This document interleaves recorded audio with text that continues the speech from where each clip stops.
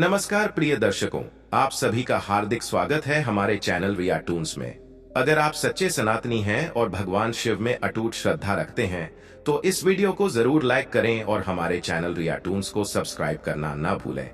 आज की हमारी कहानी बेहद प्रेरणादायक है, इसलिए इसे अंत तक जरूर सुनिए। गरुड़ पुराण में कहा गया है कि जो व्यक्ति किसी कथा को अधूरा छोड़ देता है वह अनजाने में पाप का भागी बनता है। इसलिए पूरी कहानी सुनना न सिर्फ लाभकारी है बल्कि धर्म की दृष्टि से भी आवश्यक है। तो चलिए शुरू करते हैं आज की यह सुंदर और ज्ञान से भरपूर कथा। माता पिता अपने बच्चों के लिए जीवन भर समर्पित रहते हैं, अपने सपनों की कुर्बानी देकर, रातों की नींद खोकर उन्हें दुनिया का हर सुख देने की कोशिश करते हैं। लेकिन जब वही औलाद बड़े होकर कुछ ऐसे व्यवहार करने लगे जो माता पिता के आत्मसम्मान और भावनाओं को आहत करें, तो यह पीड़ा शब्दों में नहीं बयां की जा सकती।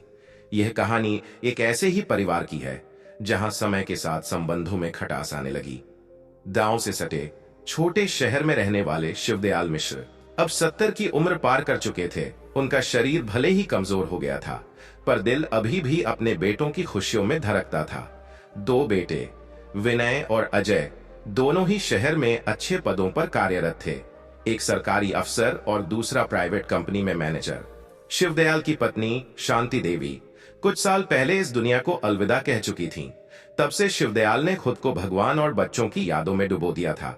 उनके मन में बस एक ही इच्छा थी, बुढ़ापे में बेटे साथ हों, कुछ समय साथ बिताएं। हर महीने दोनों बेटे खर्च के लिए पैसे भेज देते थे, लेकिन पिछले कुछ महीनों से ना तो फोन आता था न कोई पत्र। कुछ तो बदला था जो शिवदयाल समझ नहीं पा रहे थे। एक शाम जब हवा कुछ ठंडी हुई तो शिवदयाल छत पर बैठकर पुराने दिनों की डायरी पलट रहे थे। उसी दौरान पास के पड़ोसी रघुवीर बाबू आए और बोले, पंडित जी, सुना है आपका बड़ा बेटा शहर में नया मकान ले रहा है, बहुत बड़ी कॉलोनी में। शिवदयाल मुस्कुराए। हाँ, उसने बताया था, मगर बुलाया नहीं मुझे, शायद अभी व्यस्त होगा। उनकी मुस्कान में कसक थी जो रघुवीर बाबू ने महसूस कर ली। कम से कम अपने बाप को एक बार जाकर दिखाता, उन्होंने धीरे से कहा। शिवदयाल ने विषय बदल दिया, पर भीतर कुछ टूटता सा महसूस हुआ। बेटे की बेरुखी अब उन्हें काटने लगी थी। अगले रविवार विनय का फोन आया। पापा, आपको हर महीने पैसे भेज रहा हूं, पर आप बिजली का बिल टाइम पर क्यों नहीं भरते? बैंक वालों का कॉल आया था मुझे। शिवदयाल ने धीमे स्वर में कहा, बेटा, बैंक में लाइन लगी थी और कल तबीयत भी कुछ ठीक नहीं थी। विनय ने बात काट दी। पापा, अब आपको खुद ध्यान रखना होगा, मैं हमेशा सब कुछ मैनेज नहीं कर सकता। शिवदयाल को जैसे किसी ने चुपचाप एक और चोट दे दी हो। क्या जो पैसा बेटा भेज रहा है वो अब बोझ बन गया है? क्या वही बेटा जिसने कभी उनके पैरों की चप्पल भी खुद खरीदने के लिए रोता था, अब यह जताएगा कि वह कृपा कर रहा है?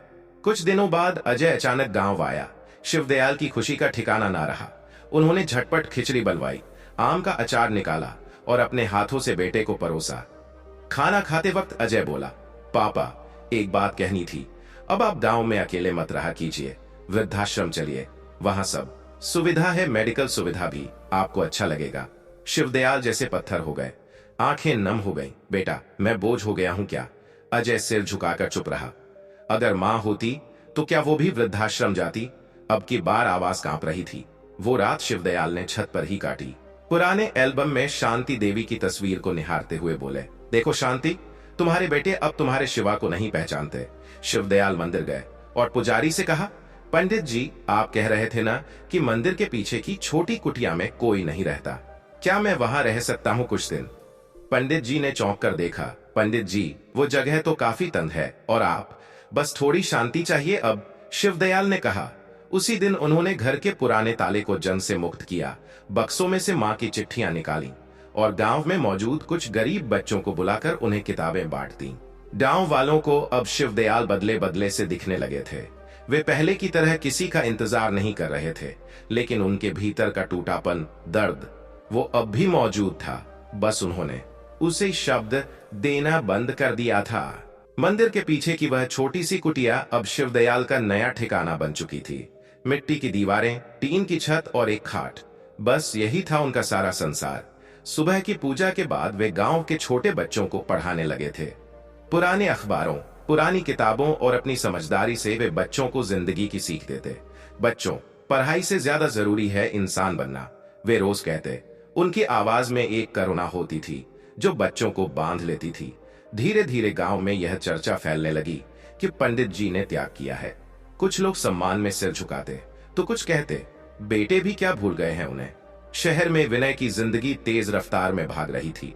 नई गाड़ी, नया घर, नई जिम्मेदारियां, पर पिता की बातों ने उसके मन में कहीं एक छाया छोड़ दी थी। एक दिन ऑफिस में जब एक सहकर्मी ने कहा, विनय भाई, आपके तो माता पिता गांव में रहते हैं, क्या कभी मिलने जाते हो? विनय चुप हो गया। उसी रात जब बेटे ने अपने बेटे ऋतिक को डांटा, दादाजी को फोन क्यों नहीं किया, तो ऋतिक ने सीधा जवाब दिया, जब आप नहीं करते तो मैं क्यों करूं। जैसे एक तेज आईना दिखा गया हो उस बच्चे ने।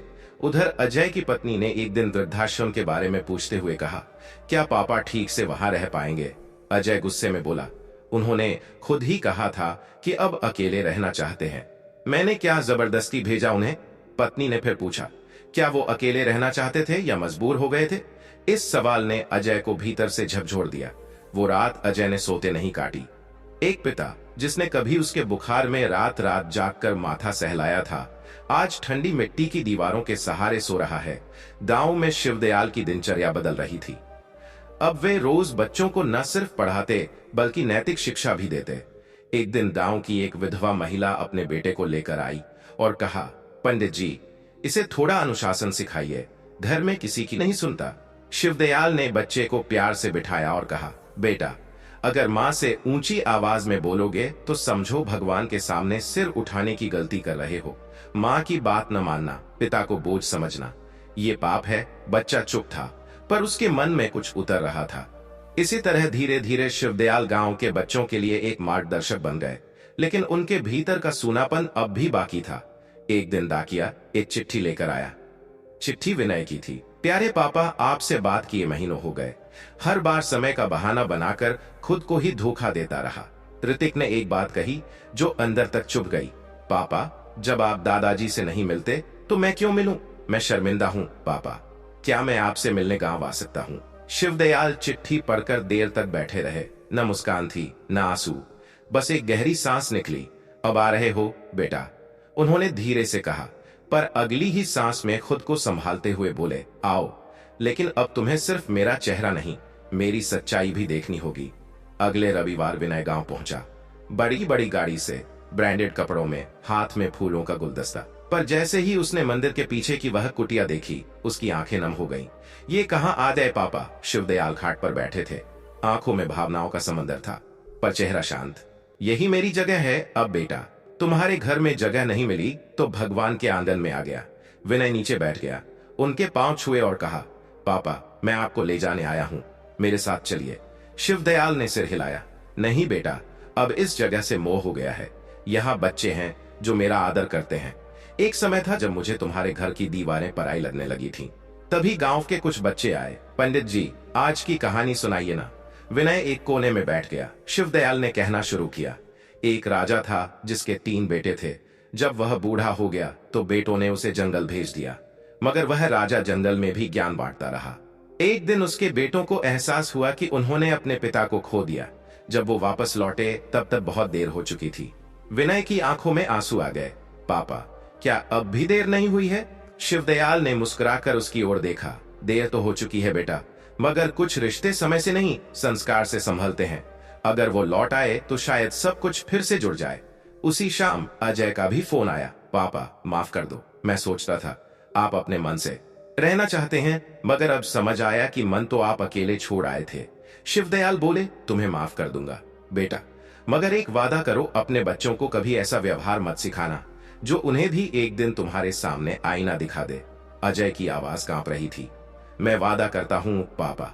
शिवदयाल की बातों ने विनय को झकझोर दिया था। जब वे शाम को मंदिर की सीढ़ियों पर बैठे हुए थे तो विनय एकटक उनकी ओर देख रहा था।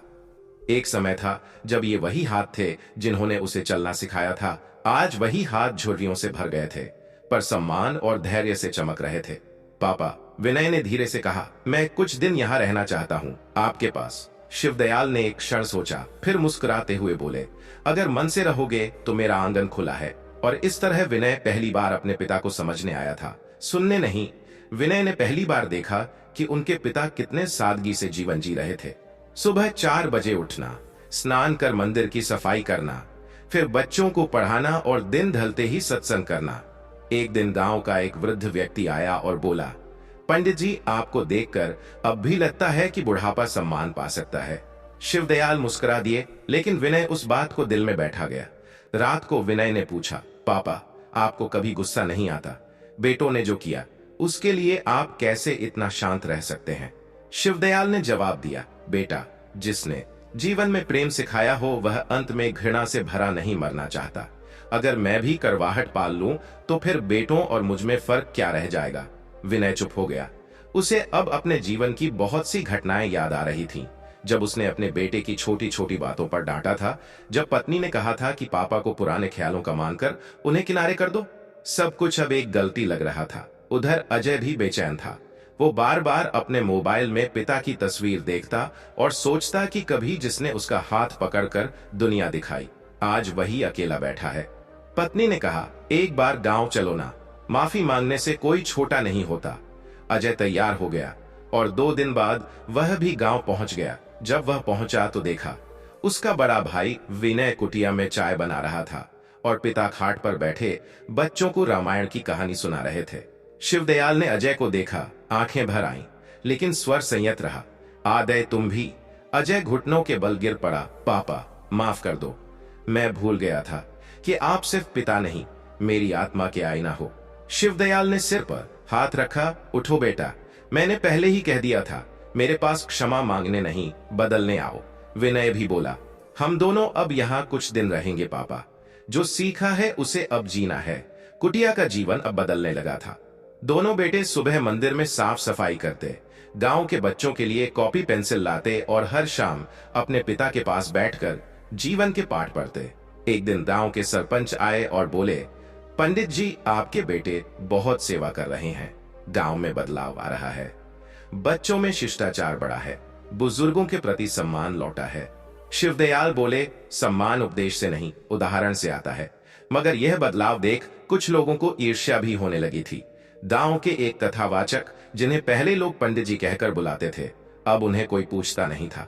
उन्होंने गांव में अफवाह फैलाई, ये दोनों बेटे सिर्फ दिखावा कर रहे हैं, कुछ दिनों बाद पिता को फिर से छोड़ देंगे। एक दिन शिवदयाल ने यह सुना। वे चुप रहे, मगर मन में विचार जरूर आया, क्या सच में यह बदलाव स्थायी है?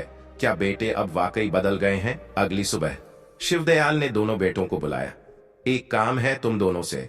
वे बोले, मैं चाहता हूं कि तुम दोनों 1 महीने के लिए यहां से चले जाओ, अपने अपने घर। विनय और अजय चौंके। क्यों पापा? शिवदयाल बोले, तुम्हारे लौटने का कारण जानना चाहता हूं। क्या ये प्यार है या सिर्फ अपराध बोध? विनय चुप रहा। अजय ने कहा, पापा, अब हम नहीं जा सकते। अगर मेरे प्रेम में सच्चाई है तो लौटोगे। शिवदयाल ने कहा, वरना 1 महीना मेरे जीवन का क्या जाएगा? मैं तो अब आदत डाल चुका हूं अकेलेपन की।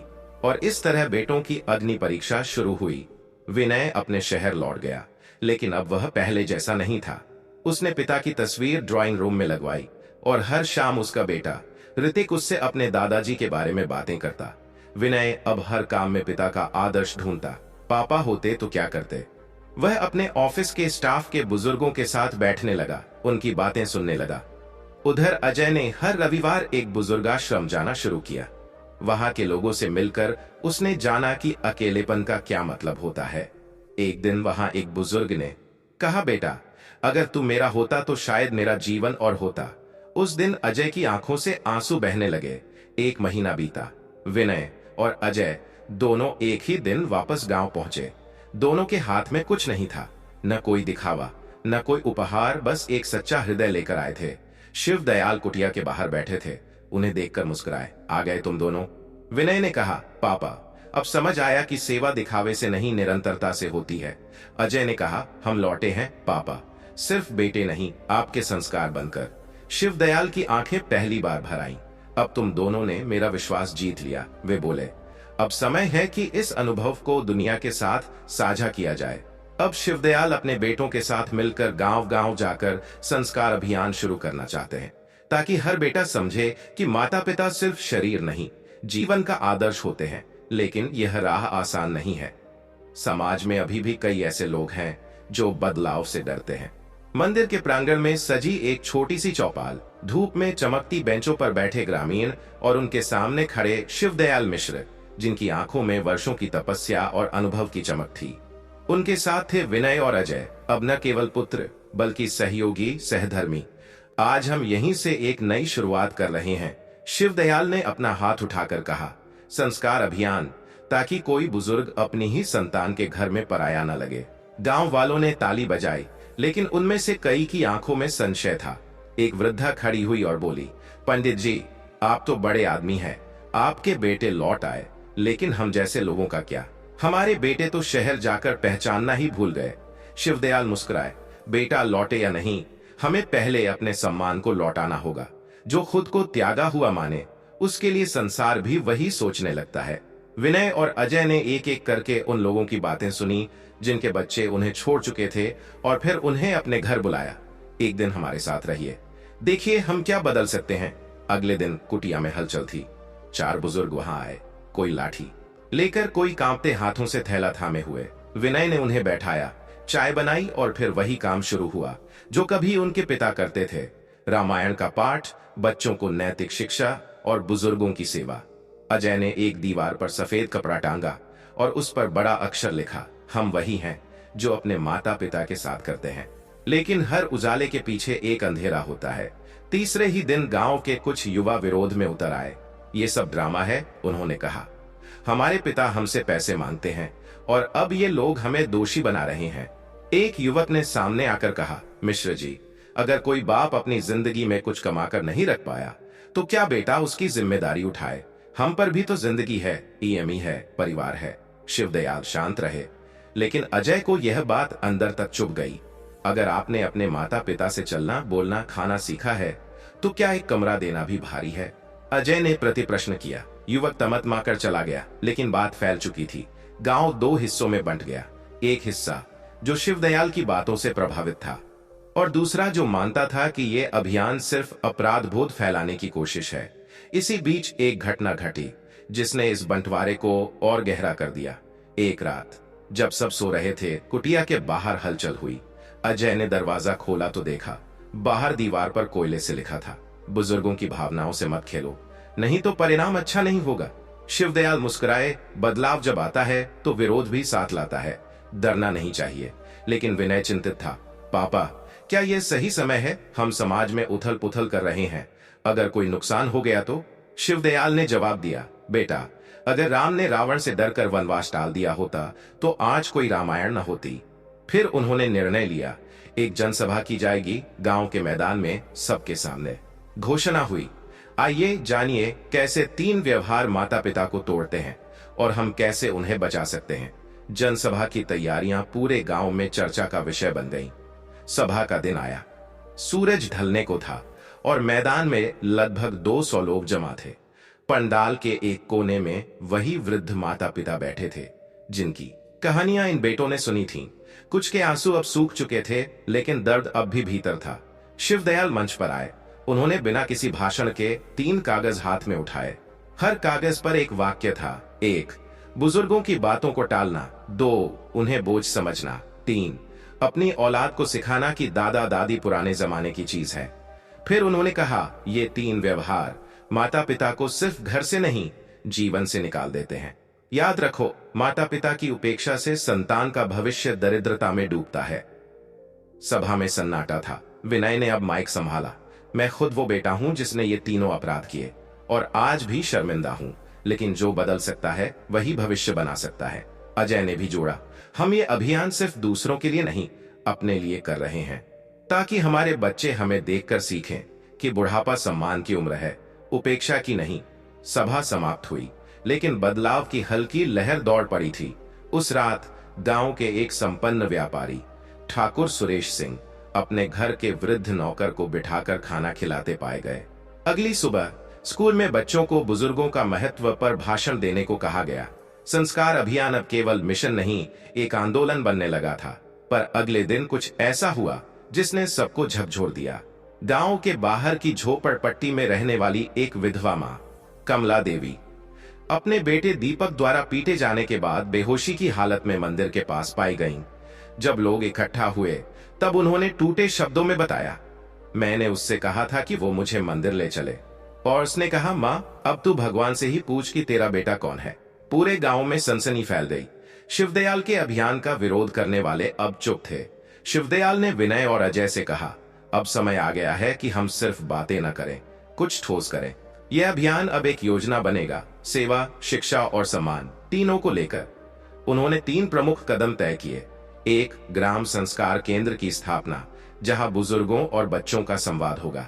2, हर सप्ताह एक संवाद सभा, जिसमें एक बुजुर्ग अपनी जीवन यात्रा सुनाएगा।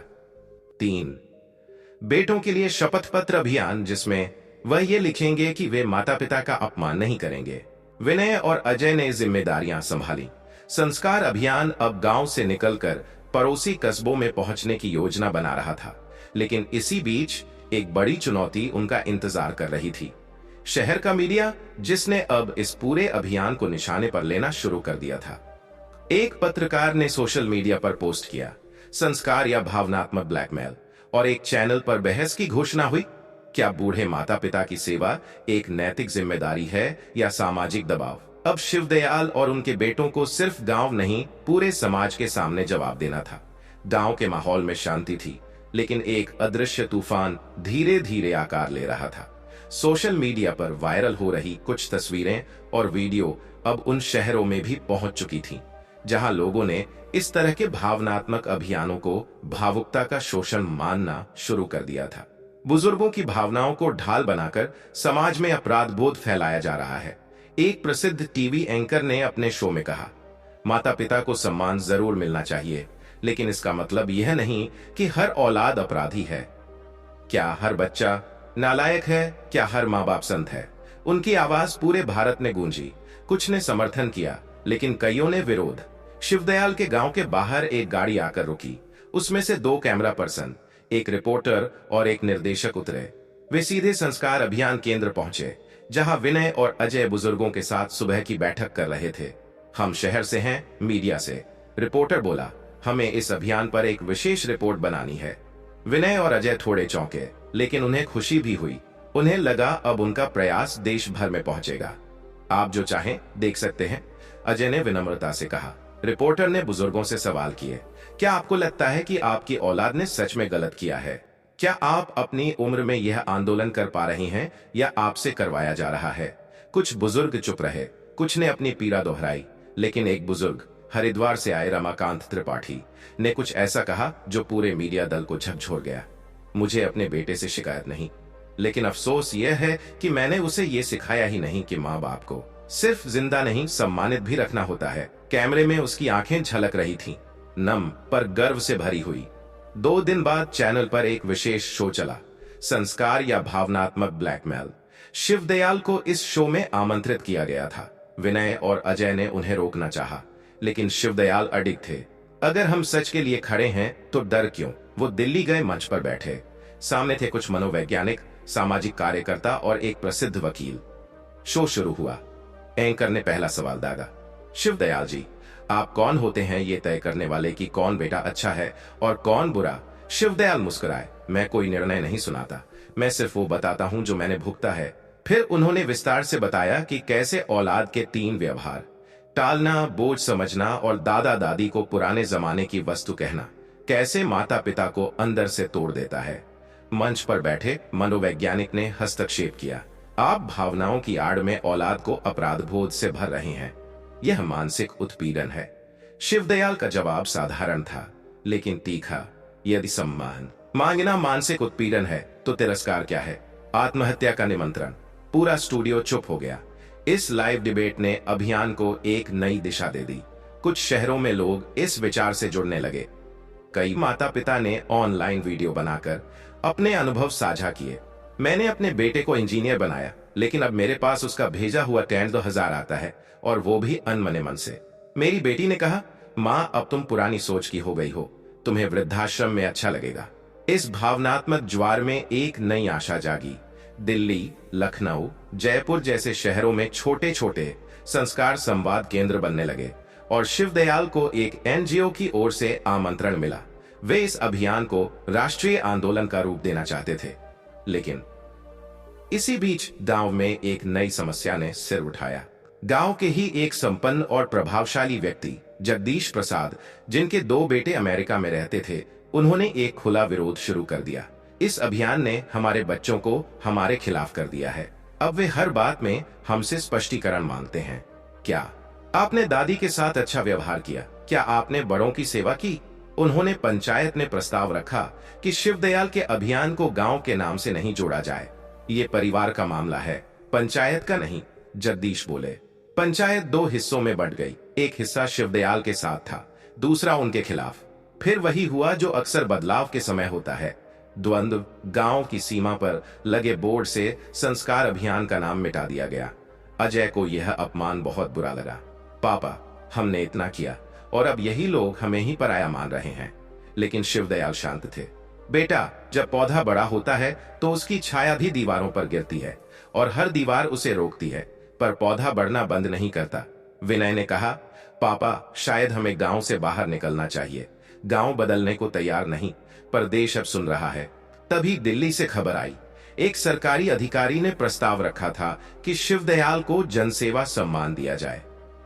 अजय ने मुस्कुराते हुए कहा, पापा, अब वो लोग सम्मान दे रहे हैं जिनके बच्चों ने कभी आपको नकारा था। शिवदयाल बोले, सम्मान मुझे नहीं चाहिए। अगर मेरी बात से कोई अपने माता पिता के लिए रुक गया तो वही मेरा पुरस्कार है। एक रात जब विनय और अजय गांव में नहीं थे, शिवदयाल को कुटिया के बाहर अजनबी आवाजें सुनाई दी। इतना बड़ा नाम कर दिया इसने, अब ये बूढ़ा कहीं नेता न बन जाए। अगले दिन सुबह कुटिया के पीछे की दीवार पर लाल रंग में लिखा था, शांत रहो वरना चुप करा दिया जाएगा। विनय को जब ये पता चला तो वह फूट पड़ा। अब बहुत हो गया पापा, अब तो पुलिस में रिपोर्ट करनी ही होगी। लेकिन शिवदयाल ने मना किया। हम डरकर भागे तो क्या औलादें सीखेंगी कि सच की राह कठिन हो तो छोड़ दो। अब उन्होंने निर्णय लिया, गांव के बाहर पास के कस्बे में एक बड़ा संस्कार सम्मेलन रखा जाएगा। देश भर से वे माता पिता और संतानें आएंगी जिन्होंने दोनों ही पक्षों को समझा है, सम्मान और कर्तव्य को।